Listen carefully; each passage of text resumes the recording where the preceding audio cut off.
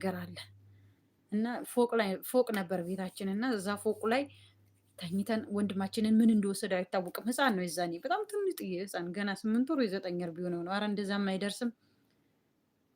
ከዛ አገር ጉር ተብሎ በስንት ተፈልጎ ካፊያ ነበር ደግሞ ተገኘ። እናቴን እቅት ስትል የለም። ከዛ